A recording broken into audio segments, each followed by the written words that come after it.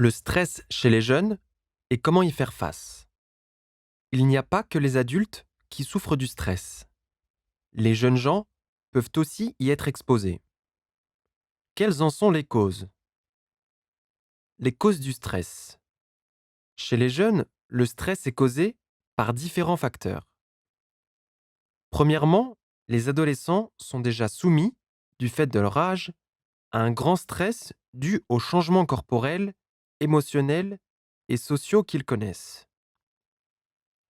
À l'adolescence, le corps change beaucoup et rapidement. On ne se sent pas toujours à l'aise.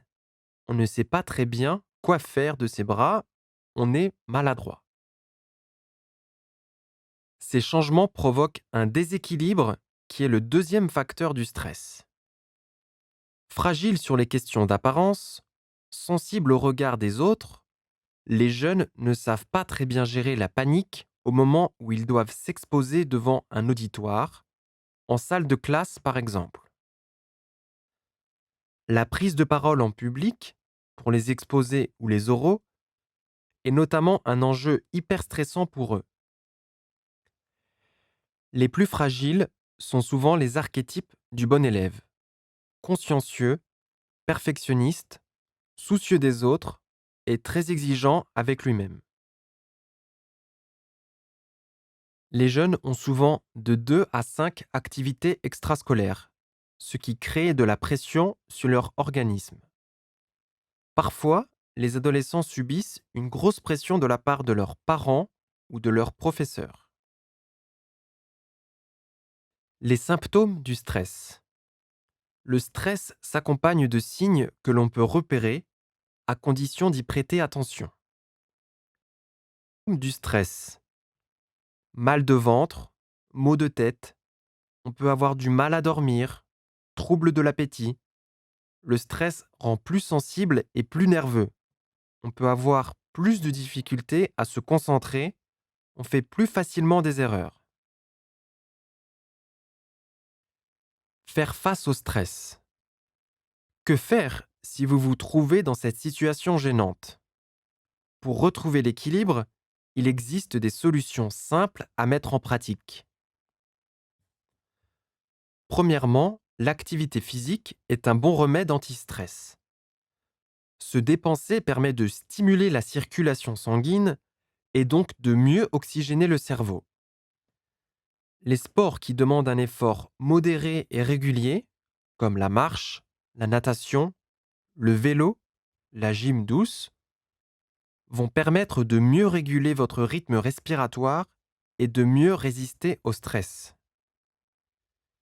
Si vous vous sentez stressé ou anxieux, la pratique d'un sport en club ou d'autres sportifs pourront vous encourager, peut être une bonne idée.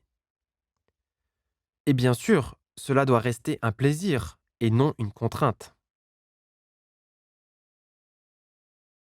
Deuxièmement, ne vous enfermez pas, ne vous isolez pas.